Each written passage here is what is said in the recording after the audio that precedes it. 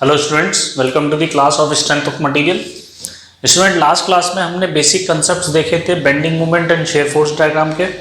Sign conventions भी हमने देख लिए थे, टाइप्स ऑफ सपोर्ट्स भी हमने देख चुके हैं, राइट। लास्ट क्लास में हमने ये देखा था कि लोड इंटेंसिटी, लोड में क्या रिलेशन होता है और शेयर फोर्स और बेंडिंग मोमेंट में क्या रिलेशन होता है।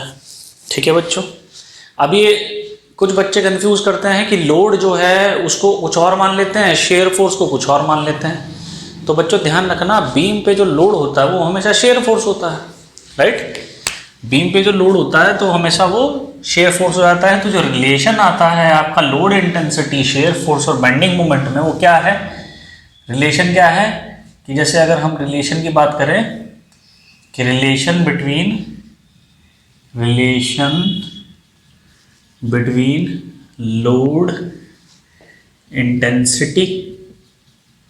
Load intensity comma share force and bending moment. तो हमने बताया था बच्चों, पहला रिलेशन किसका था, लोड इंटेंसिटी। लोड माने शेयर फोर्स। तो हमने बताया था अगर हमें लोड इंटेंसिटी निकालनी है, लोड इंटेंसिटी अगर आपको फाइंड आउट करनी है, जिसे स्मॉल w से रिप्रेजेंट करते हैं, वो होता है differentiation of shear force divide by dx। ठीक है, शेयर फोर्स को हम p से डिनोट कर रहे थे, जो लोड था हमारा, डिवाइड बाय dx। ठीक है बच्चों, ये आपको बहुत ध्यान रखना है, ये पॉइंट इंपॉर्टेंट है। और ऐसे ही अगर हमें शेयर फोर्स निकालना है तो हम क्या करें, अगर शेयर फोर्स हमें P फाइंड आउट करना है तो हम क्या करेंगे, हम इंटीग्रेशन करेंगे पॉइंट x1 टू x2 किसका, लोड इंटेंसिटी का, किसके रिस्पेक्ट में, dx के रिस्पेक्ट में। तो एक रिलेशन तो ये आ गया। इसका यूज कैसे करते हैं ये भी हम डिस्कस करेंगे। सेकंड पॉइंट, बात करेंगे बेंडिंग मोमेंट और शेयर फोर्स की। जो शेयर फोर्स होता है बच्चों, इसको हम निकालते हैं differentiation of bending moment with respect to x, right. Where m क्या है, m है आपका bending moment, m is the bending moment. Unit क्या होती है बेंडिंग मोमेंट की, न्यूटन mm। हमें यहाँ से ना कि जो डायमेंशन है वो हमेशा mm में लेंगे, ठीक है। नहीं होगा तो इसको कन्वर्ट करेंगे। ऐसे ही अगर हमें बेंडिंग मोमेंट चाहिए, फिर हम क्या करें, अगर हमको बेंडिंग मोमेंट चाहिए m, वो हो जाएगा integration of x1 to x2 shear force, क्या हो जाएगा, shear force into dx। Shear force क्या है बच्चों, शेयर फोर्स है P। ठीक है, तो ये आपको रिलेशंस ध्यान रखने हैं। These are very important relations in shear force and bending moment diagram, right. इनका पर्पस क्या है, इनको यूज कैसे करते हैं, ये हम डिस्कस करेंगे जब हम share force and bending moment draw करेंगे डिफरेंट बीम्स का। क्लियर है बच्चों, ये बात आपको ध्यान रखनी है, वेरी इंपॉर्टेंट पॉइंट है share force and bending moment diagram में। क्लियर है। तो आज जो हम क्लास में डिस्कस करेंगे बेसिकली वो कैंटिलीवर बीम का पॉइंट लोड का shear force bending moment diagram हमें ड्रॉ करना है। हमारा जो नेक्स्ट टारगेट होगा, हमारा नेक्स्ट है वो क्या है कि कैंटिलीवर बीम जो होता है बच्चों, उसका शेयर फोर्स और बेंडिंग मोमेंट डायग्राम बनाएंगे। कब, जब उसके फ्री एंड पे एक पॉइंट लोड लगा हुआ हो, जब उसके फ्री एंड पे एक पॉइंट लोड लगा हुआ हो। अच्छा, एक चीज़ और बतानी है बच्चों, ध्यान रखना, ये शॉर्ट में एक चीज़ मैं आपसे डिस्कस करूंगा जो बड़ी इंपॉर्टेंट है। ठीक है, यहाँ आपने देखा कि अगर मुझे शेयर फोर्स चाहिए तो मैं लोड इंटेंसिटी का इंटीग्रेशन कर रहा हूँ, और फिर आपने देखा अगर मुझे बेंडिंग मोमेंट चाहिए तो फिर मैं शेयर फोर्स का इंटीग्रेशन कर रहा हूँ। ठीक है, अब इंटीग्रेशन और डिफरेंशिएशन क्या बताता है, देखो बच्चों, इंटीग्रेशन हमेशा याद रखना बच्चों, एक हायर डिग्री होती है डिफरेंशिएशन से। आपको बेसिक मैथ्स में क्या मिलता है कि जो इंटीग्रेशन होता है ना बच्चों, इंटीग्रेशन होता है 1 हायर डिग्री किससे? डिफरेंशिएशन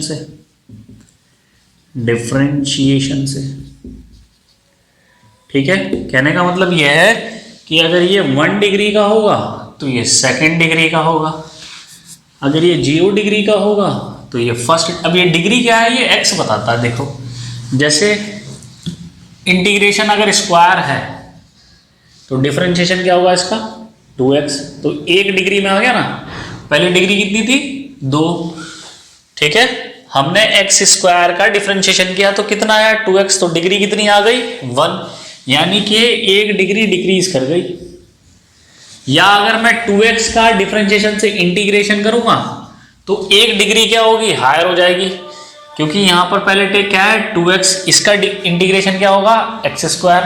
तो पहले डिग्री कितनी थी? 1, अब कितनी आ गई डिग्री? 2। तो बेसिकली समझने वाली बात यह है कि बच्चों, जब मैं इंटीग्रेशन कर रहा था किसका? शेयर फोर्स का, तब मुझे मिल रही थी लोड इंटेंसिटी। और जब मैं इंटीग्रेशन कर रहा था किसका? बेंडिंग मोमेंट का, तब मुझे मिल रहा था, नहीं सॉरी, जब मैं इंटीग्रेशन कर रहा था शेयर फोर्स का तब मुझे मिल रहा था बेंडिंग मोमेंट, राइट। और जब मैं इंटीग्रेशन कर रहा था लोड इंटेंसिटी का तब मुझे मिल रहा था शेयर फोर्स। क्लियर है?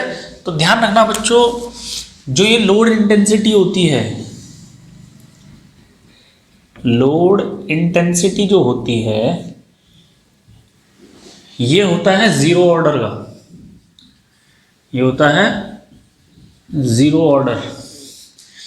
शेयर फोर्स होता है, शेयर फोर्स ये होता है फर्स्ट ऑर्डर, ये होता है फर्स्ट ऑर्डर। और जो बेंडिंग मोमेंट होता है, जो बेंडिंग मोमेंट होता है ये होता है सेकेंड ऑर्डर। किस केस में? किस केस में? ये जो कंडीशन मैंने लिखवाई है ये कंडीशन है बच्चों, ये कंडीशन किसकी है? ये कंडीशन है यूनिफॉर्म डिस्ट्रीब्यूटेड लोड की। लेकिन आप ध्यान रखना, यहां ऑर्डर नहीं लिखना चाहिए, हमें ऐसा लिखना चाहिए, हाँ ठीक है, ये जो कंडीशन मैंने लिखवाई है वो है यूनिफॉर्म डिस्ट्रीब्यूटेड लोड की।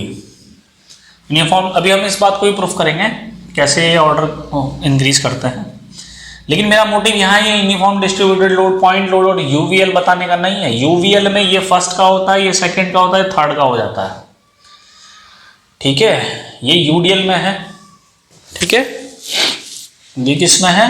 ये यूडीएल में है। और लोड इंटेंसिटी पॉइंट लोड में तो होती ही नहीं। चलो पहले यूडीएल का लिख लो, यहाँ पे यूडीएल की कंडीशन हो गई, ठीक है। ये कंडीशन किसकी हो गई? यूडीएल की। पॉइंट लोड के केस में अगर मैं बात करूं, पॉइंट लोड की होगा हमेशा एक हायर डिग्री। पॉइंट लोड में बच्चों, चलो पहले यूवीएल लिखवा देता हूं क्योंकि फिर इसको मिटाना पड़ेगा। यूडीएल की हम देख चुके, यूवीएल जो होता है बच्चों ये होता है फर्स्ट ऑर्डर। लोड इंटेंसिटी जो होती है उसमें वो होती है फर्स्ट ऑर्डर की, और शियर फोर्स होता है सेकेंड ऑर्डर, बेंडिंग मोमेंट होता है थर्ड ऑर्डर। ये यूवीएल के केस में होता है, राइट। लेकिन इंपॉर्टेंट पॉइंट क्या है कि 1 डिग्री हायर होगा, शेयर फोर्स हमेशा लोड इंटेंसिटी से 1 डिग्री हायर चलेगा, बेंडिंग मोमेंट हमेशा शेयर फोर्स से 1 डिग्री हायर चलेगा, ठीक। अब पॉइंट लोड के केस में क्या होता है बच्चों? पॉइंट लोड के केस में लोड इंटेंसिटी तो होती नहीं, पॉइंट लोड होता है तो लोड इंटेंसिटी तो है नहीं यहाँ पे, ठीक है। लोड इंटेंसिटी होती नहीं, क्या होता है? शेयर फोर्स होता है। वो किसका होता है? शेयर फोर्स जो होता है 0 ऑर्डर का। किसका? 0 ऑर्डर का शेयर फोर्स होता है 0 ऑर्डर का, और बेंडिंग मोमेंट होता है फर्स्ट ऑर्डर का। बेंडिंग मोमेंट जो होता है वो फर्स्ट ऑर्डर का होता है। ये पॉइंट लोड का केस हुआ। ये किसका केस हुआ? पॉइंट लोड का। मेरा मकसद यहां पर आपको सिर्फ ये बताना है कि शेयर फोर्स हमेशा एक हायर डिग्री ज्यादा होगा किसके? लोड इंटेंसिटी के ऐसे ही बेंडिंग मोमेंट हमेशा एक हायर डिग्री ज़्यादा होगा किसके, शियर फोर्स के। समझ में आ गई बात। अब नेक्स्ट मूव करते हैं, हम किसका ड्रॉ करेंगे, अब कैंटिलीवर बीम का डायग्राम देखेंगे, share force and bending moment diagram कैसे ड्रॉ किया जाता है। कब, जब पॉइंट लोड लगा होगा उसके फ्री एंड पे।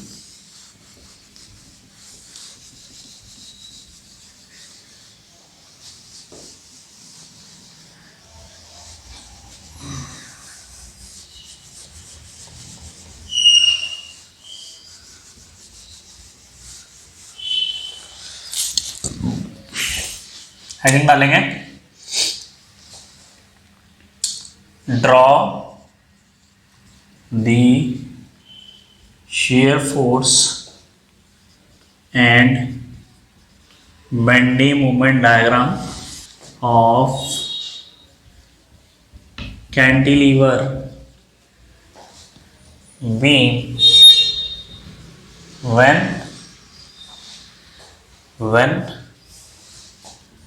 point load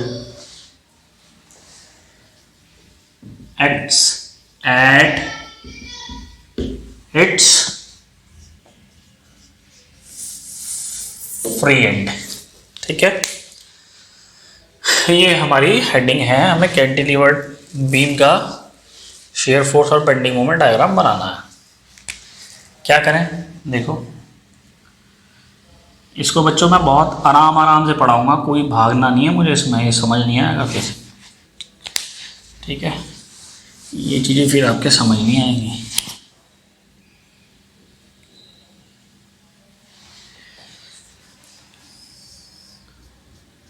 ये मेरा कैंटिलीवर बीम है,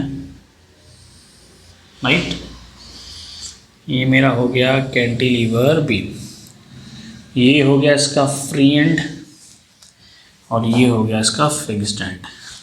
ठीक है, इसको हम क्या कहते हैं, फ्री एंड, और ये मेरा फिक्स्ड एंड है, लिखूंगा तो जगह नहीं बचेगी। ठीक है, फ्री एंड पे किसके, एट इट्स फ्री एंड पे क्या है, पॉइंट लोड है, तो ये पॉइंट लोड मैंने लगा दिया।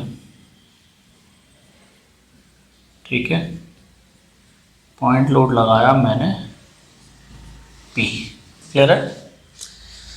मान लो कैंटिलीवर बीम की जो लेंथ है बच्चों वो है स्मॉल एल, कितनी है, स्मॉल एल। इस पॉइंट को मानो ए, ये पॉइंट है मेरा बी। ठीक है, अब क्या करना है, देखो बच्चों जो मैं प्रोसीजर बताऊंगा आपको वही प्रोसीजर फॉलो करना है हर केस में। सबसे पहले हमें number of unknowns find out करने होते हैं, और नंबर ऑफ अननोन्स होंगे कहाँ, नंबर ऑफ अननोन्स होंगे सपोर्ट पर। नंबर ऑफ अननोन्स कहाँ होंगे, सपोर्ट पे। तो जो कैंटिलीवर बीम होता है उसमें फिक्स्ड सपोर्ट होती है, और फिक्स्ड सपोर्ट पे मैंने जैसा आपसे डिस्कस किया है कि 3 अननोन हो सकते हैं। पहला कि एक तो होगी रिएक्शन, ठीक है, कहाँ, पॉइंट ए पे वर्टिकल डायरेक्शन में। अब मैं लिखूंगा नहीं, क्या हॉरिजेंटल रिएक्शन होगी, नहीं, क्यों, क्योंकि कोई हॉरिजेंटल फोर्स नहीं है यहाँ पे, तो ये चीज़ें मैं यहाँ पे लिखूंगा नहीं। एट पॉइंट ए पे मोमेंट कितना आ जाएगा, मान लो मैंने माना कि ये मेरा एम ए है। अब मेरे 2 अननोन हैं, मोमेंट एट पॉइंट ए और reaction inverted direction, in vertical direction at point A. अब इसको निकालने का तरीका क्या है, देखो बच्चों, इसको सबसे पहले हमने निकालना है, ध्यान से समझना जो मैं स्टेप बताऊंगा। सबसे पहला स्टेप, जब हमें number of unknowns find out करने हैं तो हम सेक्शन लेंगे, सब कुछ सेक्शन ही होगा यहाँ पे। लेकिन जब कभी भी number of unknowns find out करना है तो सेक्शन वहां लेना है जहां से पूरा बीम कवर हो, जहां से पूरा बीम कवर हो। सेक्शन राइट साइड से लेना है, ध्यान रखना। तो मान लो बच्चों मैं एक सेक्शन ले लेता हूं यहाँ पे, ये ठीक है, ये मैंने एक सेक्शन काटा, कहां से, राइट हैंड साइड से। ठीक हो गई बात। अब राइट हैंड साइड से पूरा बीम कवर हो रहा है, बिल्कुल। अब हम साइन कन्वेंशन को फॉलो करते हुए चलेंगे। अब ये जो अननोन्स होते हैं ये हमेशा स्टैटिक इक्विलिब्रियम इक्वेशन से निकालने हैं, ठीक है। तो लिखेंगे from the static equilibrium equation, from the static equilibrium equation हमारे पास दो यूजफुल इक्वेशन होगी, एक होगी algebraic summation of F Y is equal to 0 और एक होगी algebraic summation of M Z is equal to 0। अब एम जेड लगाएंगे तब देखेंगे, अभी एफ वाई को देखेंगे। अब मेरा साइन कन्वेंशन क्या है? मेरा साइन कन्वेंशन क्या है कि सेक्शन के राइट साइड में शेयर फोर्स अगर डाउनवर्ड है तो वो पॉजिटिव ट्रीट किया जाएगा, तो अपवर्ड है तो वो नेगेटिव ट्रीट किया जाएगा। तो मुझे यहाँ दो फोर्स दिख रहे हैं, एक तो ये रिएक्शन दिख रही है और एक ये फोर्स दिख रहा है। ये डाउनवर्ड है तो डाउनवर्ड क्या होगा? पॉजिटिव, ठीक है। अपवर्ड क्या है? अपवर्ड है नेगेटिव। तो अलजेब्रिक समेशन कैसे लिखेंगे? ऐसे लिखेंगे आर ए, ठीक है। अब ये वर्टिकल डायरेक्शन में तो आर बी लिखने की जरूरत नहीं है। ये क्या होना चाहिए? 0। समझ में आ रही है बात? ये क्या आना चाहिए? 0। तो यानी कि P माइनस के आर ए की वैल्यू आएगी 0। तो जो मेरी रिएक्शन आई आर ए ये आई मेरी P, ठीक है। होना भी ऐसा ही चाहिए तभी तो इक्विलिब्रियम में होगा। तो ये जो आर ए वी था, अब ये वी नहीं दिखाऊंगा मैं क्योंकि एक ही रिएक्शन है, तो उसका मतलब ये नहीं है कि वर्टिकल डायरेक्शन में, ऑब्वियसली अंडरस्टूड है कि वो वर्टिकल डायरेक्शन में है। तो इसकी वैल्यू कितनी आई? इसकी वैल्यू आई हमारे पास P, ठीक। अब दूसरी यूजफुल इक्वेशन निकालेंगे। दूसरी यूजफुल इक्वेशन क्या है? दूसरी यूजफुल इक्वेशन है algebraic summation of M Z is equal to 0, ठीक है। ये हमारी दूसरी यूजफुल इक्वेशन है। अब हम क्या करें? हमें देखो ये जो मोमेंट लगाया है हमने बच्चों, ये कहलाता है कंसंट्रेटेड मोमेंट। ये हमेशा एक पॉइंट पे लगता है, इसका लेंथ से कोई वास्ता नहीं है क्योंकि ये पॉइंट पे लगा हुआ है। तो जो कंसंट्रेटेड मूवमेंट होता है, जो पॉइंट पे लगता है, ध्यान रखना बच्चों, उसकी डायरेक्शन क्या ट्रीट की जाती है? उसकी डायरेक्शन क्या ट्रीट की जाती है मैं आपको बता देता हूं, ठीक है। वैसे जरूरत नहीं है, ये अपने आप आएगा, देखेंगे कैसे डिस्कस कर। लेकिन ये ध्यान रखना बच्चों, ये जो मूवमेंट है, ये जो रिएक्शन पे मूवमेंट आएगा, ये पॉइंट पे आएगा और पॉइंट पे लगने वाला मूवमेंट जो होता है वो कंसंट्रेटेड मूवमेंट कहलाता है, उसका लेंथ से कोई वास्ता नहीं है, ठीक है। पहली बात। अब अगर मैं पॉइंट ए के अबाउट मूवमेंट को 0 करूं तो जितने भी पॉइंट ए पे मूवमेंट क्रिएट होंगे वो मैं इस इक्वेशन में लिखूंगा। तो पॉइंट ए पे एक तो ये मूवमेंट लगा हुआ है, पॉइंट ए पे एक तो ये मूवमेंट लगा हुआ है। ध्यान से समझना बच्चों, बड़ी इंपॉर्टेंट चीज है। और एक चीज ध्यान रखना, क्या कि जो कंसंट्रेटेड मूवमेंट होता है, कंसंट्रेटेड मूवमेंट जो होता है वो पॉजिटिव तब ट्रीट किया जाता है जब इसकी डायरेक्शन होती है एंटी क्लॉकवाइज, और नेगेटिव तब ट्रीट किया जाएगा जब इसकी डायरेक्शन होगी क्लॉकवाइज। तो अभी ये एंटी क्लॉकवाइज है तो हम इसे पॉजिटिव मान के चलेंगे। समझ में आ रही है बात? अब एम जेड बराबर 0 लेके चलेंगे। देखो पॉइंट ए के अबाउट ये जो रिएक्शन है ये तो इसी पॉइंट पे है, इसका मतलब इसका तो कोई मूवमेंट क्रिएट होगा नहीं। सिर्फ एक शेयर फोर्स दिख रहा है मुझे P, जिसका मूवमेंट पॉइंट ए पे आएगा, और एक मूवमेंट ये लगा हुआ है जो हमारे लिए अननोन है। तो अब ये जो P होगा, ए के अबाउट मूवमेंट कितना होगा? P into L, force into perpendicular distance. लेकिन इसका साइन कन्वेंशन के अकॉर्डिंग मूवमेंट कैसा है? नीचे की तरफ आ रहा है, और नीचे की तरफ होता है हॉगिंग, और हॉगिंग को हम लेते हैं नेगेटिव। तो ये जो वैल्यू आएगी क्या आएगी? माइनस के P इंटू एल। ये मेरा हॉगिंग मूवमेंट है जो पॉइंट ए पे आएगा। क्लियर हो रही है बात? अब ये अगर मैं एम जेड ना लिखूं, यहाँ पर पॉइंट ए लिखूं, ये जो पॉइंट ए के अबाउट देख, चलो एम जेड ही देख लो, प्लेन है ना, ये तो एक्स वाई प्लेन को रिप्रेजेंट कर रहा है। ये किसे देख रहा है? ये देख रहा है एक्स वाई प्लेन को,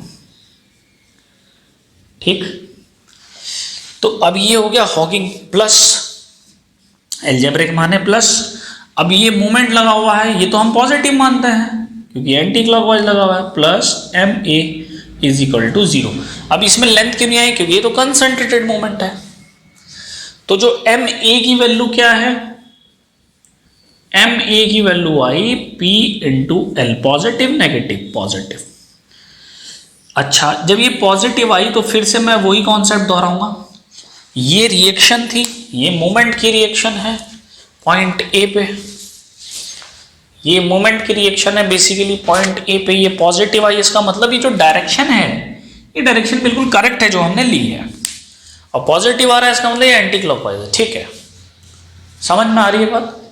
अगर मान लो कैलकुलेशन के दौरान कभी ये नेगेटिव आ जाए तो हम समझ लेंगे कि जो हमने डायरेक्शन मानी है वो डायरेक्शन हमारी गलत हो गई है, उसको हमें रिवर्स करना पड़ेगा। ठीक है, आई होप ये कॉन्सेप्ट आपको मैंने पहले ही बताया है, आप इसको इजीली समझ जाएंगे। तो अब जो बच्चों रिएक्शन देखो, अब क्या आई, रिएक्शन ये आया मेरे पास, और मूवमेंट जो मेरा है वो कितना है, वो लग रहा है P into L, positive negative positive. ठीक है, तो जब हमारे नंबर ऑफ अननोन निकल जाए उसके बाद बच्चों सेकंड स्टेप हमारा होगा क्या, कि जो हमने ये सेक्शन लिया था बाहर इसको हमें हटा देना है। ठीक है, इसको हमें हटा देना है, और जो हमारे अननोन्स हैं उनको हमें यहां पर लिख देना है। ये दूसरा स्टेप होगा हमारा। उसके बाद फिर हम शुरू से चलेंगे। ठीक है, उसके बाद हम शुरू से चलेंगे।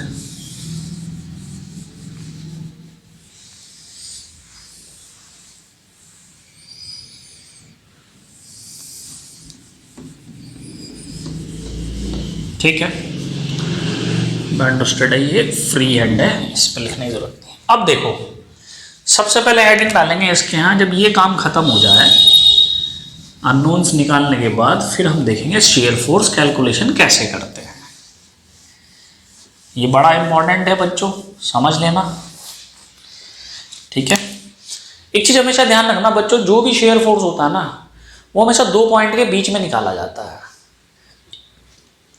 शेयर फोर्स जो है वो 2 पॉइंट के बीच में निकाला जाता है। उसका नेचर हम जानते हैं, नेचर क्या है। कभी कभी बच्चे मुझसे पूछ लेते हैं सर ये लोड और शेयर फोर्स में क्या डिफरेंस है। यही बेसिक डिफरेंस है, भले ही मैग्नीट्यूड शेयर फोर्स का लोड के बराबर होता है लेकिन शेयर फोर्स हमेशा 2 पॉइंट के बीच में निकाला जाता है। समझ में आ रही है बात, शेयर फोर्स हमेशा 2 पॉइंट के बीच में निकाला जाता है और पॉइंट लोड हमेशा 1 पॉइंट पे लगा होता है। ठीक, तो अब दूसरा काम जो हमें करना होता है बच्चों, वो करना होता है शेयर फोर्स कैलकुलेशन। अब इसको मैं बहुत धीरे धीरे पढ़ाऊंगा ताकि आपको ये समझ में आ जाए एक ही बार में। देखो बच्चों, हमारे पास पॉइंट 2 है, सिर्फ एक पॉइंट ए है, एक पॉइंट बी। अब अच्छा, ये कैसे डिसाइड हो कि हमारे पास पॉइंट कितने हैं? ये डिसाइड करता है नंबर ऑफ फोर्स, ये डिसाइड करता है number of force. For example, अगर मैं यहाँ पे एक फोर्स और लगा लेता, मान लो 2p का एक फोर्स और, तो मेरे पास 3 पॉइंट हो जाते, ये भी हो जाता, ये भी हो जाता, ये भी हो जाता। तो एक शेयर फोर्स तो मैं इस रीजन में कैलकुलेट करूंगा 2 पॉइंट के बीच में, और एक शेयर फोर्स मैं इस रीजन में कैलकुलेट करूंगा। समझ में आ रही है बात? चूंकि मेरे पास फोर्स एक ही लगा हुआ है तो इसीलिए मेरे पास सिर्फ 2 पॉइंट मिल रहे हैं। ठीक है, अच्छा, अब जब 2 पॉइंट है, पॉइंट ए और पॉइंट बी, तो हमेशा ध्यान रखना बच्चों, सेक्शन लेके ही हमें सॉल्व करना है और सेक्शन हमेशा वैलिड होता है 2 पॉइंट के बीच में।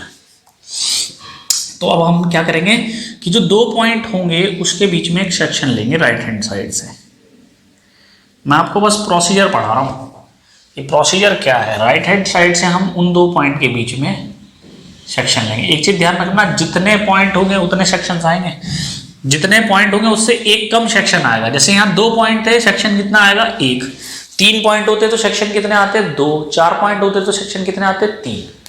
और तीनों के तीनों सेक्शन राइट हैंड साइड से ही होंगे, हमेशा पॉइंट बी से ही। ध्यान रखना, सेक्शन हमेशा जो लिया जाता है वो स्टार्टिंग से ही लिया जाता है, ऐसा नहीं कि बीच से आप ले लोगे।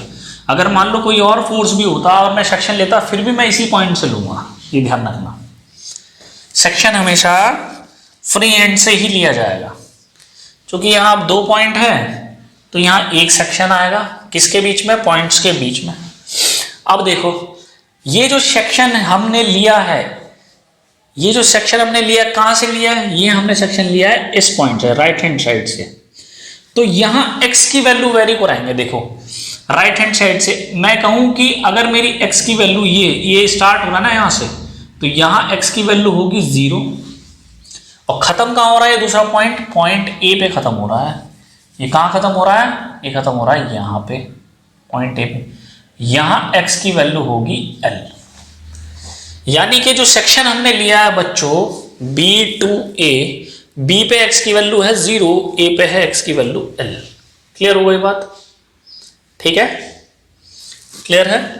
तो सेक्शन जो लिया है उस पे शेयर फोर्स, सेक्शन जो लिया है उसका पॉइंट को कंसिडर करेंगे हमेशा।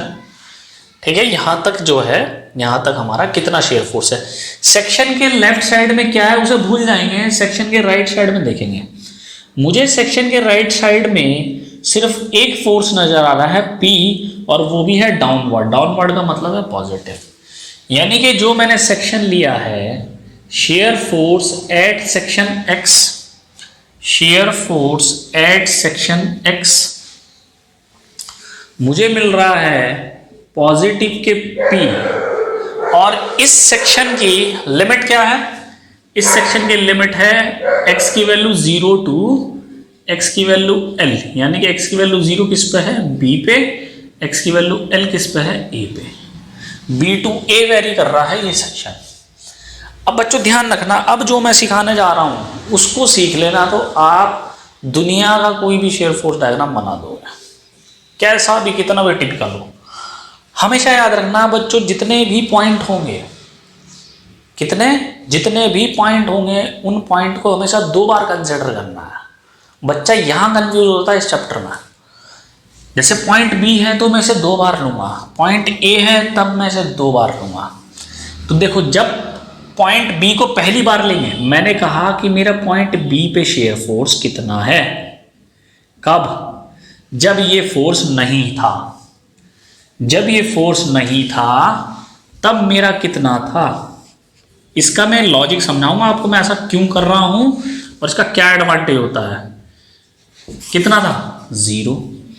अब दूसरी बार में जब मैं पॉइंट को कंसिडर करूंगा फिर कितना था, फिर था P, जो हमें दिखाई दे रहा था, फिर था P, यानी कि शेयर फोर्स एट B कितना आया पॉजिटिव के P। पॉजिटिव क्यों, क्योंकि डाउनवर्ड है, डाउनवर्ड हम पॉजिटिव लेते हैं। समझ में आ गई बात। B पॉइंट की कहानी खत्म हो गई। एक पॉइंट को 2 बार कंसिडर करना है, पहले कितना है 0, क्योंकि हम ये मान के चलेंगे पहले यहां है नहीं, फिर कितना है 0 प्लस P, ऐसे भी लिख सकते हैं कि पहले कितना था 0, फिर बाद में कितना लगा प्लस P, कितना आ गया प्लस P। ठीक, अब दूसरा पॉइंट आ गया A, दूसरा पॉइंट आ गया A।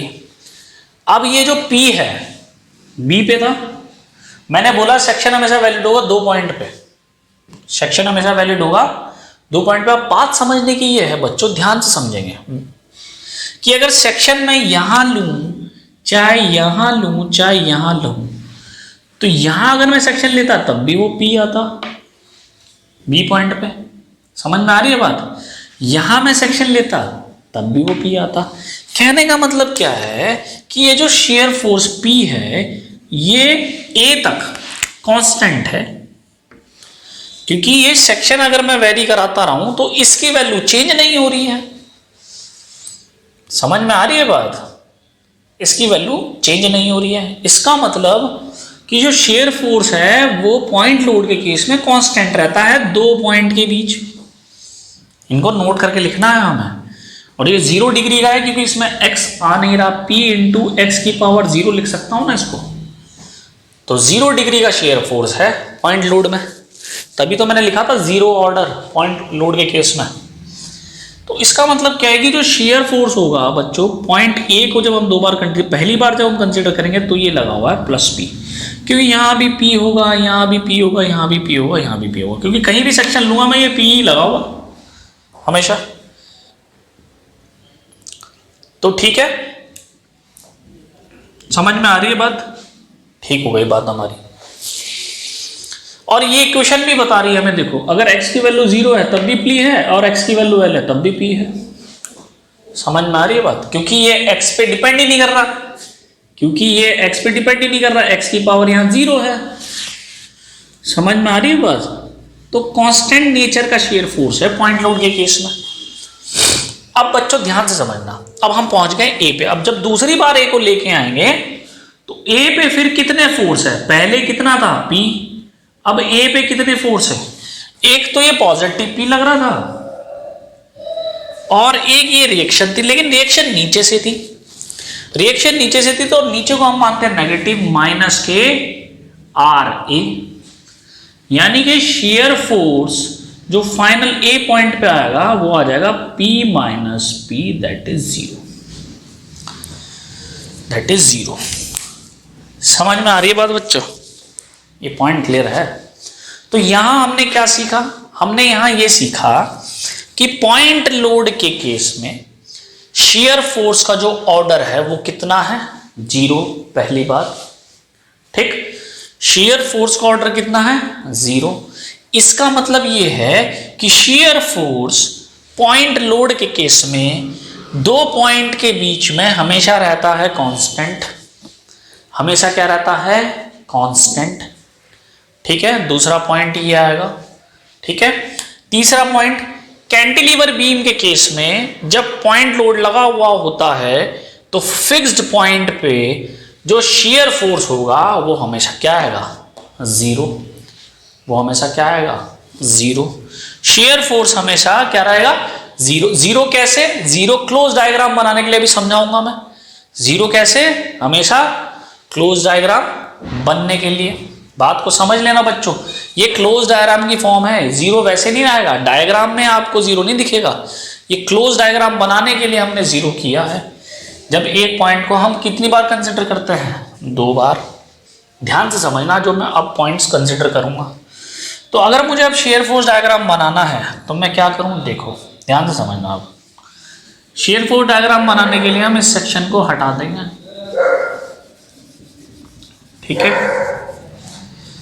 हम बात कर रहे हैं सिर्फ और सिर्फ शेयर फोर्स डायग्राम की। इसको थोड़ा सा मैं और ऊपर बना दूं तो मेरे लिए अच्छा रहेगा। ये हो जाएगा RA = P। ठीक है, वर्टिकल डायरेक्शन। अब देखो हम क्या करते हैं, शेयर फोर्स डायग्राम जब हम बनाते हैं तो हम इसके नीचे ही बनाएंगे शेयर फोर्स डायग्राम। ठीक है, ये मुझे थोड़ा सा और ऊपर शिफ्ट करना पड़ेगा क्योंकि इसमें फिर बेंडिंग मोमेंट डायग्राम भी बनना है। तो इसको हम दोबारा से बना लेते हैं, आसानी रहेगी। ठीक है, ये मेरा कैंटिलीवर बीम है।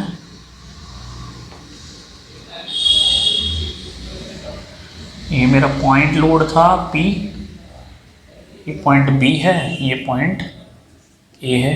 ये मेरी एक रिएक्शन आई थी RA = P, और एक मूवमेंट मैंने निकाला था P × L ए पॉइंट पे। ठीक है, देखो अब जब बच्चों शेयर फोर्स डायग्राम बनाने के लिए क्या करें, बिल्कुल इसके नीचे ही, बिल्कुल इसके नीचे एक लाइन खींचेगी। उसी में हम शेयर फोर्स भी बनाएंगे, उसी में हम बेंडिंग मोमेंट भी बनाएंगे। तो ये जो लाइन होती है ये खींचेंगे, ये होती है 0 लाइन। ये क्या होती है? ये कहलाती है 0 लाइन। ये पॉइंट B है, ये पॉइंट A है, इसको हम कहते हैं 0 लाइन। इसके नीचे अगर हम डायग्राम बनाएंगे तो वो नेगेटिव शेयर फोर्स होगा, इसके ऊपर पॉजिटिव शेयर फोर्स है, इसके नीचे नेगेटिव शेयर फोर्स है। अब देखो ये पॉइंट क्या है मेरा? ये पॉइंट है बच्चों B। ये पॉइंट क्या है? ये है A। पॉइंट B पे सबसे पहले कितना शेयर फोर्स है? 0। तो हमने बना दिया 0 पहला पॉइंट पे। फिर उसी पॉइंट पे कितना आया? 0 प्लस P यानी कि ऊपर गया। एक लाइन खींची जाएगी जो ये रिप्रेजेंट करेगी क्या? देखो इसमें फिर स्केल लेना है हमें। फिर हम स्केल लेंगे, क्या लेंगे? स्केल कैसा लेंगे? हम स्केल लेंगे, क्या कहेंगे कि जो 10 न्यूटन है वो बराबर है 1 सेंटीमीटर के। तो हम कह देंगे, मान लो P का जो मैग्नीट्यूड है, सपोज P का मैग्नीट्यूड कितना है 50 न्यूटन, तो ये 5 सेंटीमीटर की लाइन आ जाएगी। तो ये जो लाइन खींचेंगे हम पॉजिटिव डायरेक्शन में खींचेंगे 5 सेंटीमीटर की। समझ में आ रही है बात? ये जो लाइन आएगी ये पॉजिटिव डायरेक्शन में आएगी 5 सेंटीमीटर की, और इसको दिखाएंगे प्लस P से। यहां खत्म हो गई ये लाइन। अब मैंने कहा कि दो पॉइंट के बीच में शेयर फोर्स कांस्टेंट रहता है, डिग्री क्या रहती है 0। तो पॉइंट ए पे पहुंचेंगे, क्या एक हॉरिजॉन्टल लाइन खींचते हुए, क्योंकि ये कांस्टेंट नेचर का है। समझ में आ रही है बात? ये कैसा है, ये कांस्टेंट नेचर का है। यहां पहुंच गए, जैसे यहां पहुंचे कहता है कि शेयर फोर्स एट ए पे कितना है, पॉजिटिव P, बिल्कुल है, कांस्टेंट लाइन से आ रहे हैं हम कहाँ आ रहे हैं, कांस्टेंट लाइन से। फिर कहता है शेयर फोर्स एट ए पे क्या हो जा रहा है, फाइनली 0 हो जा रहा है। यानी कि यहां तक पहुंचे थे, अब 0 होने के लिए क्या मिला, ये मिला मुझे। ये भी तो लगा हुआ है और इसका नेचर कैसा है, नेगेटिव, क्योंकि ये नीचे से लगा हुआ है। तो ये इस पॉजिटिव फोर्स को 0 बना देगा, तो डायग्राम बन जाएगा क्लोज। ये हमारा शेयर फोर्स डायग्राम हो गया। कैसे, पहले B पे 0 था, फिर B पे P आया, फिर कांस्टेंट आया, फिर A पे P था, फिर फाइनल A पे 0 हो गया। फाइनल A पे कितना हो गया, फाइनल A पे कितना हो गया 0। तो इसको हम कह सकते हैं ये मेरा शेयर फोर्स डायग्राम हो गया। ठीक है, और शेयर फोर्स डायग्राम कैसा बना, पॉजिटिव नेचर का। किसका, पॉजिटिव नेचर का। ये मेरा शेयर फोर्स डायग्राम बना इसका।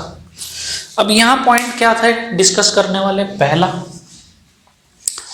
कि जो पॉइंट लोड होता है उस केस में शेयर फोर्स कितना 0 डिग्री का होता है। तो अब यहां नोट पॉइंट आएंगे, क्योंकि ये नोट पॉइंट ही इंपॉर्टेंट है। ठीक है, ये जो नोट पॉइंट है बच्चों, ये ही इंपॉर्टेंट है।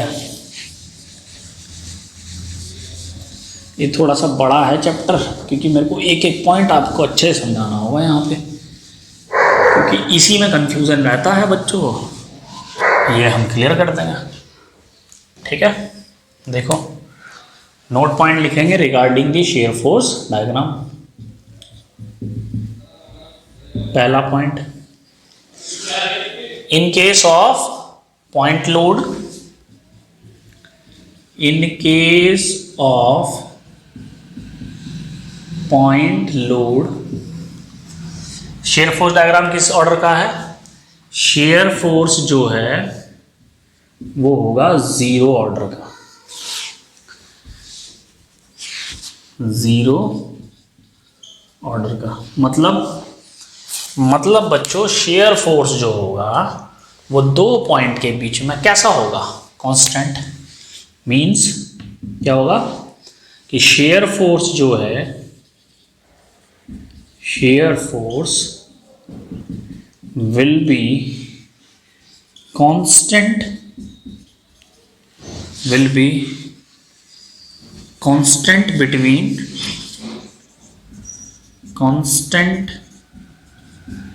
between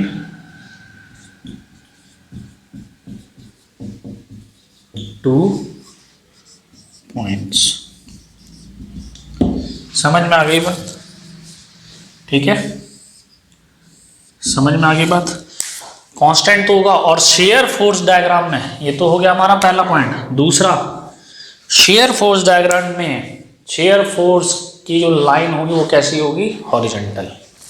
शेयर फोर्स की लाइन जो होगी हॉरिजॉन्टल, और जो हाइट होगी शेयर फोर्स की वो किसके बराबर होगी, हाइट जो होगी शेयर फोर्स की किसके बराबर होगी, लोड के बराबर होगी। कौन सा, पॉइंट लोड। क्लियर है, पॉइंट क्लियर है? तो लिखेंगे in shear force diagram, in shear force diagram the height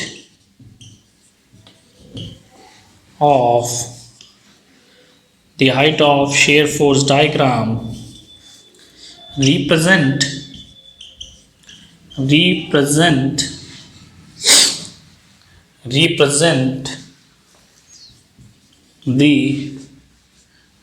the point load represent the point load. Clear हो रहा है? ये पॉजिटिव ही तो आ रहा है, पॉइंट लोड ही तो है। तो जो हाइट होगी शेयर फोर्स डायग्राम की वो आपकी रिप्रेजेंट करेगी पॉइंट लोड को। समझ में आ रही है बात? और डायग्राम कैसा होगा? डायग्राम कैसा होगा? दो पॉइंट के बीच में लाइन होगी हॉरिजॉन्टल। थर्ड पॉइंट क्या लिखेंगे यहाँ पे? थर्ड पॉइंट लिखेंगे shear force line between two points will be horizontal. Horizontal line रहेगी, लीनियर में देखेंगे वो लीनियर लाइन रहती है। जब फर्स्ट ऑर्डर की आ जाती है यूडीएल के केस में आता है वो, उसे नेक्स्ट क्लास में देखेंगे। पहले आप एक टॉपिक को अच्छे समझें। ये सब पॉइंट लोड के केस में चल रहा है, ध्यान रखना बच्चों जो मैं पॉइंट लिखवा रहा हूँ, ठीक है। थर्ड पॉइंट क्या होगा? थर्ड पॉइंट होगा between two points, between 2 points shear force diagram will be the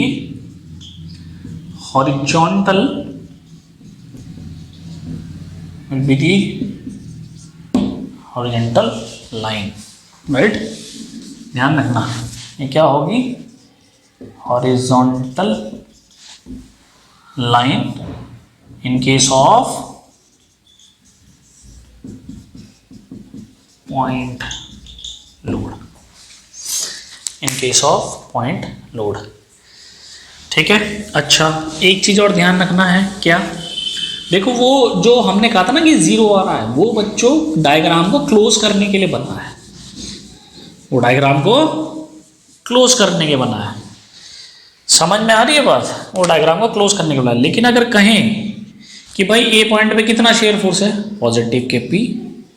B point पे कितना शेयर फोर्स है? पॉजिटिव के पी। दोनों पॉइंट पे कितना शेयर फोर्स है? कांस्टेंट पॉजिटिव के पी। हर पॉइंट पे कांस्टेंट फोर्स है पी पी। तो यानी कि जो पॉइंट ए है जिसे हम फिक्स सपोर्ट कर रहे हैं, वहां शेयर फोर्स क्या रहता है? शेयर फोर्स क्या रहता है? मैक्सिमम, ठीक है। Fourth point,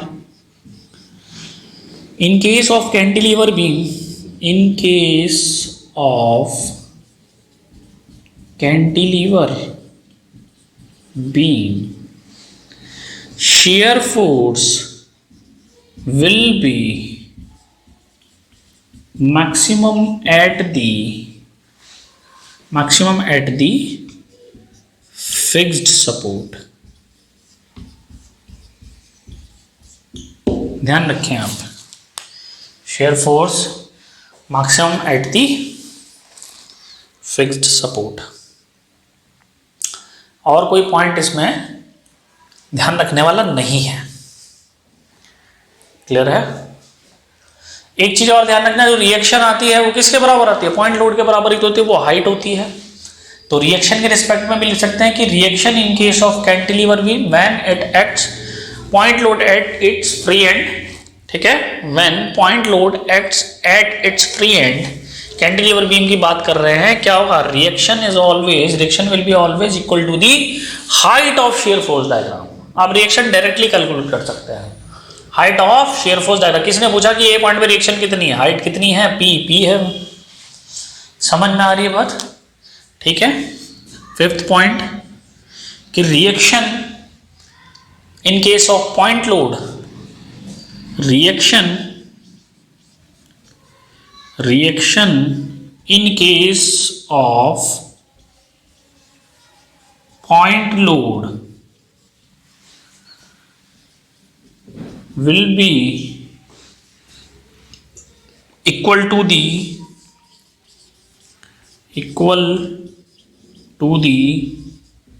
height of shear force diagram। ये ध्यान रखेंगे आप, इन case of point load, right. तो ये ध्यान रखनी है, पॉइंट लोड के केस के रिगार्डिंग हमने बातें डिस्कस की हैं। अब नेक्स्ट मूव करते हैं, बेंडिंग मोमेंट डायग्राम बनता कैसे है।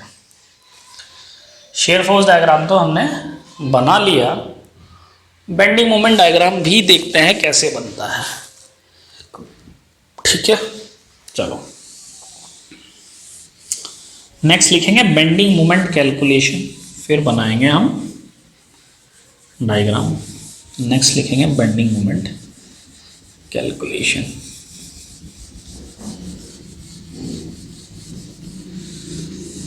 ये इंपॉर्टेंट है थोड़ा सा, बेंडिंग मोमेंट डायग्राम। फिर समझाएंगे कि कैंटिलीवर बीम होगा तो वहाँ क्रिटिकल पॉइंट हम डायरेक्टली बेंडिंग मोमेंट डायग्राम से फाइंड आउट कर सकते हैं।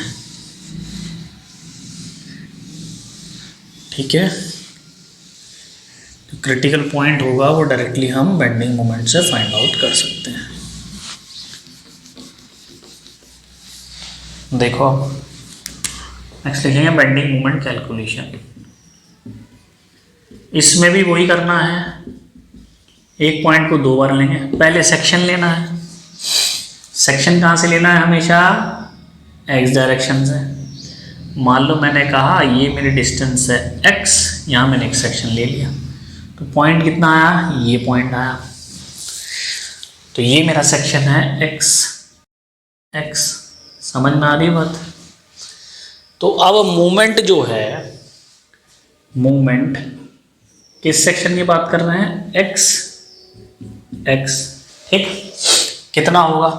जब भी मूवमेंट लोगे, देखो सेक्शन के लेफ्ट साइड में क्या है उसे तो भूल जाओ, इस पॉइंट को पकड़ो। हमेशा सेक्शन के इस पॉइंट के अबाउट मूवमेंट लेना। हमेशा सेक्शन के इस पॉइंट के अबाउट मूवमेंट लेंगे तो कितना आएगा? यह आएगा माइनस के P into small x. Minus क्यों लगाया मैंने? क्योंकि मूवमेंट कैसा है? हॉगिंग। सेक्शन के राइट साइड में कैसा मिलेगा मुझे? ऐसा नेचर मिलेगा, तो हॉगिंग। समझ में आ रही है बात? हॉगिंग की वजह से मूवमेंट आएगा नेगेटिव और p इंटू एक्स। अब ये जो सेक्शन है कहाँ से कहाँ तक लिया गया है? दो पॉइंट के बीच में सेक्शन होता है। पहला पॉइंट क्या है? b, दूसरा पॉइंट a है। तो ये सेक्शन जो वैलिड होगा वो कहाँ कहाँ वैलिड होगा? x की वैल्यू 0 यानी कि एट पॉइंट b पे, और x की वैल्यू l यानी कि एट पॉइंट a पे। ये वैलिडेशन होगी। पहले हम इस पॉइंट को देखेंगे फिर इस पॉइंट को देखेंगे। हर पॉइंट को दो बार लेना है। ठीक है, देखो बच्चों, सबसे पहले हमने कहा कि मोमेंट एट b, क्या पहले हमने वही कंडीशन लेनी है। देखो बच्चों, सारे डाउट क्लियर कर दूंगा मैं, बच्चों यही कंफ्यूजन होता है। जो मैं स्टेप बता रहा हूँ उसको फॉलो करोगे, जिंदगी में कभी कोई गड़बड़ नहीं होनी है shear force bending moment diagram में। पहले m लेना है पॉइंट b पे। कब? जब ये फोर्स था नहीं। तो बच्चों जब ये फोर्स था नहीं तो क्या कोई मोमेंट क्रिएट हो सकता है? नहीं। तो पहले केस में तो हो गया मोमेंट 0। अब ये फोर्स आ गया उसी पॉइंट पे। अब जब उस पॉइंट पे हो गया तो bending moment at point p पे क्या होगा बताओ? अब आपको मालूम है कि मैं बेंडिंग मोमेंट देख रहा हूं पॉइंट b पे और फोर्स उसी पॉइंट पे लगा हुआ है, तो क्या कोई परपेंडिकुलर डिस्टेंस मिल रही है मुझे पॉइंट b पे? नहीं। तो हो जाएगा 0। कब? जब x की वैल्यू क्या होगी? 0। चाहे आप x की वैल्यू 0 यहां पुट कर लो तब भी 0 हो जाएगा। एट b पे x की वैल्यू क्या है? 0। तो मोमेंट कितना आ गया? 0। तो यानी कि जब फोर्स था, फोर्स नहीं था तब तो 0 होगा ही, जब फोर्स था तब भी 0 होगा, क्योंकि x की वैल्यू क्या है? 0। मूवमेंट जो है वो x की कितनी पावर बन रहा है? 1। यानी कि ये एक फर्स्ट ऑर्डर की पावर है। यानी कि first order, shear force 0 order का बन रहा था, मूवमेंट बनेगा फर्स्ट ऑर्डर का, जिसे हम लीनियर ऑर्डर कहते हैं, लीनियर लाइन भी कहते हैं। फर्स्ट ऑर्डर का बन रहा है मूवमेंट, यानी कि मूवमेंट एक हायर डिग्री ज़्यादा होगा शेयर फोर्स से। बात प्रूफ हो रही है यहाँ पे। यहाँ x की पावर 1 आ रहा है। ठीक हो गई बात। अब b की कहानी तो खत्म हो गई। पहुँचते हैं a पे। पहुँचते हैं a पे। आ गए a पे। a पे क्या होगा? देखो ये क्वेश्चन है। a पे x की वैल्यू कितनी है? l। तो बेंडिंग मूवमेंट एट a कितना है? माइनस के p इंटू l। कब? जब x की वैल्यू क्या है? l। अब एक पॉइंट को दो बार कंसिडर करना है ना, ये तो अभी पहली बार हुआ ना कंसिडर। दूसरा, अब a पॉइंट पे बच्चों एक ये मूवमेंट लगा हुआ है p इंटू एल का। लगा हुआ है कि लगा हुआ है? ये मूवमेंट लगा हुआ है और इसकी डायरेक्शन क्या थी? पॉजिटिव। ये पॉजिटिव आया था। तो जब हम फाइनल पॉइंट ए पे मूवमेंट निकालेंगे, ये तो था ही था मेरा, लेकिन एक बाबूजी यहां भी बैठे थे जो इसको क्या बना देंगे? 0। ये डायग्राम बनाने का एक तरीका है, ये डायग्राम बनाने का एक तरीका है। तो हमें फाइनली जब हम दो पॉइंट को कंसिडर करेंगे, ये हो गई बेंडिंग मोमेंट की कैलकुलेशन कि पॉइंट बी पे पहले क्या है 0, फिर क्या है 0, पॉइंट ए पे कितना है माइनस पी इंटू एल, फिर कितना आया 0। अब ये जो 0 है, बच्चा यहां कंफ्यूज होता है कि सर ने 0 जो लिखवाया इसका मतलब ए पॉइंट पे बेंडिंग मोमेंट 0 है ना। ए पॉइंट पे बेंडिंग मोमेंट 0 नहीं है, ये 0 हमने किया है ताकि हमारा डायग्राम क्लोज बने। अभी हम डिस्कस करेंगे कि 0 क्या मतलब है, इससे कंफ्यूज नहीं होना, ये डायग्राम को क्लोज करेगा। हमेशा याद रखना बच्चों, बेंडिंग मोमेंट डायग्राम और शेयर फोर्स डायग्राम हमेशा क्लोज होता है, ये क्लोज फिगर होती है। और ये क्लोज कैसे बनती है, वो इस वजह से बनेगी। जो क्लोज फिगर होती है वो कैसे बनेगी भाई, क्लोज फिगर का क्या मतलब है, शुरुआत 0 से हो और अंत भी 0 पे हो, तभी तो क्लोज बनेगा। क्यों, एक सर्कल के जिस पॉइंट से शुरू हुए हैं उस पॉइंट पर अगर पहुंचना है तो दोनों का डिफरेंस क्या होगा 0। ठीक है, बेंडिंग मोमेंट हमने कैलकुलेशन कर ली, बेंडिंग मोमेंट कैलकुलेशन हमारी हो गई। अब हम डायग्राम बनाएंगे, फिर इसके रिगार्डिंग जो पॉइंट हमें समझ में आए हैं उन पॉइंट्स को हम लिखेंगे। ठीक है, उन पॉइंट्स को हम लिखेंगे। ठीक है, देखो क्या आया, मोमेंट एट बी पे कितना था पहले 0, फिर बी पे कितना आया 0, मोमेंट एट ए पे कितना आया माइनस पी इंटू एल, फिर फाइनल मोमेंट एट ए पे कितना आया minus P into L plus P into L that is 0। ठीक है, पावर कौन सी है, लीनियर, पावर कौन सी है लीनियर। सेक्शन की क्या इक्वेशन आई थी, माइनस के पी इंटू एक्स, एक्स की पावर कितनी है 1, यानी कि बनेगी लीनियर लाइन, सीधी सी बात है। देखो ये बनेगी लीनियर लाइन। तो देखो पहले हम 0 लाइन बनाएंगे, मान लो 0 लाइन मेरी ये रही। अब मैं लिखूंगा नहीं इसको 0 लाइन, ये 0 लाइन है, ये पॉइंट ए है, ये पॉइंट बी है। अब पॉइंट बी पे कितना आया 0, फिर बी पे कितना आया 0, यानी कि दोनों बार इस पे 0 है। ठीक है, ए पे कितना है मोमेंट, ए पे कितना है माइनस के पी इंटू एल, तो ये नेगेटिव डायरेक्शन है, पॉजिटिव, ये पॉजिटिव होगी इसकी, ये नेगेटिव होगी, माइनस के पी इंटू एल। मान लो ये पॉइंट यहां आया, ये वैल्यू है पी इंटू एल, ये है, और यहां 0 है, इसका मतलब ये एक लाइन बनेगा, लीनियर लाइन बनेगी ना। यहां तक पहुंच गए, एक लाइन खींचते हुए, क्योंकि ये लीनियर लाइन की इक्वेशन है, x की वैल्यू 1 का मतलब है लीनियर लाइन। नेगेटिव के आ रहा है इसलिए नीचे बनेगा, पॉजिटिव पे नहीं बनेगा।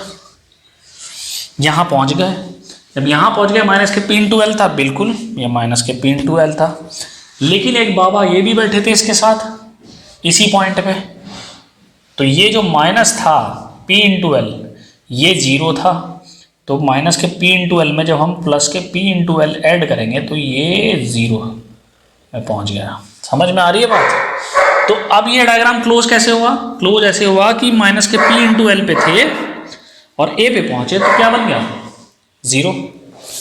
समझ में आ रही है बात। लेकिन कोई कहे कि पॉइंट ए पे कितना मोमेंट था, ये तो हमने क्लोज डायग्राम बनाने के लिए, ये हमने क्लोज डायग्राम बनाने के लिए कैलकुलेशन करी कि ए पे, लेकिन ए पे क्या है, ए पे इतना मूवमेंट है, ध्यान रखना। ए पे जो मैग्नीट्यूड की बात कर रहा हूं डायरेक्शन की, ए पे जो मूवमेंट है वो है पी इंटू एल, ए पे जो मूवमेंट है वो कितना है पी इंटू एल, ध्यान रखना। क्लोज डायग्राम बनाने के लिए कैलकुलेशन कर रहे हैं हम।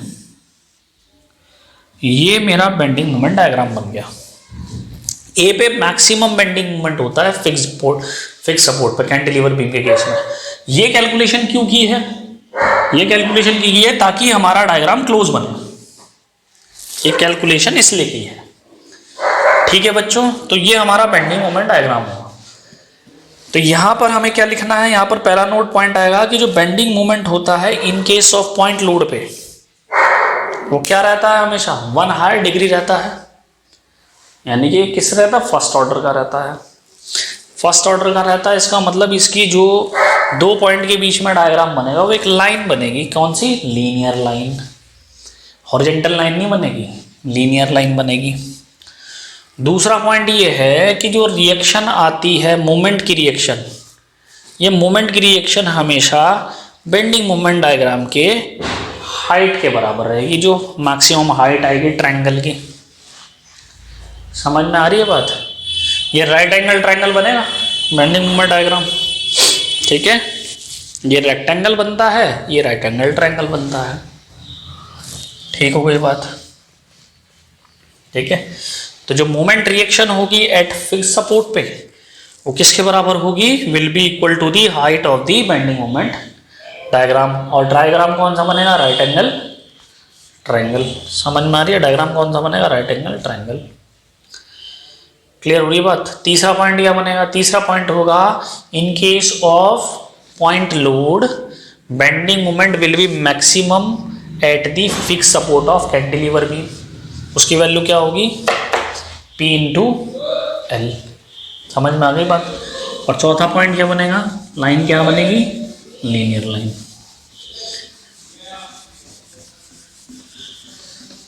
चौथा पॉइंट जो बनेगा वो बनेगी linear line.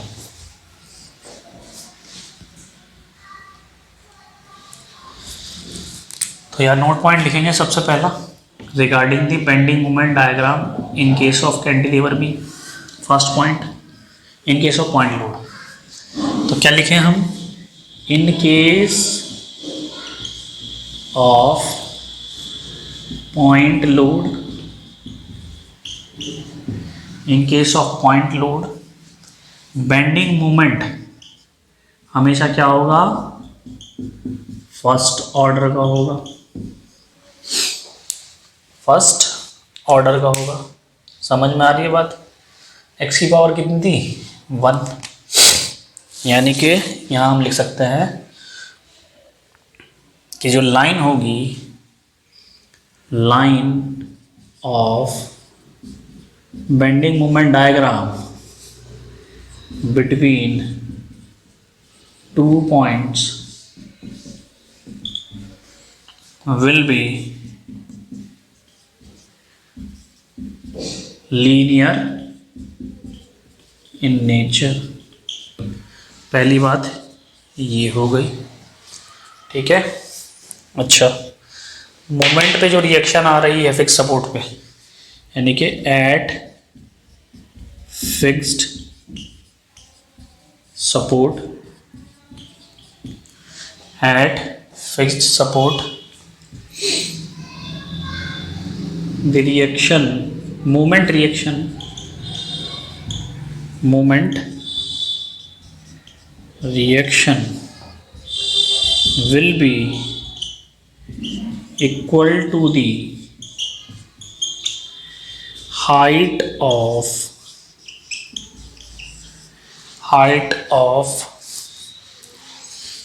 bending moment diagram, ठीक है। बेंडिंग मोमेंट डायग्राम क्लियर है? ठीक है। थर्ड पॉइंट क्या आएगा इसमें? थर्ड पॉइंट आएगा कि जो बेंडिंग मोमेंट डायग्राम बनेगा वो क्या बनेगा? ट्रायंगल। शेयर फोर्स क्या था? रेक्टेंगल। वो पॉइंट छूट गया था इसमें, ठीक है। थर्ड पॉइंट आएगा कि the shape of bending moment diagram will be right angle triangle, will be right angle triangle in case of point load, in case of point load, ठीक है। एक बात ये हो गई। फोर्थ पॉइंट क्या आएगा? Bending moment will be maximum at the fixed support तो बच्चों फोर्थ पॉइंट इसमें क्या होगा, फोर्थ पॉइंट क्या होना चाहिए कि जो मैक्सिमम बेंडिंग मोमेंट है इन केस ऑफ कैंटिलीवर बीम वो कहाँ रहता है, एट दी फिक्स्ड सपोर्ट। तो लिखेंगे the bending moment will be maximum at the fixed support in case of cantilever beam। in case of cantilever beam कितना होगा इस केस में, पॉइंट लोड के केस में जो मैक्सिमम बेंडिंग मोमेंट है वो कितना होगा,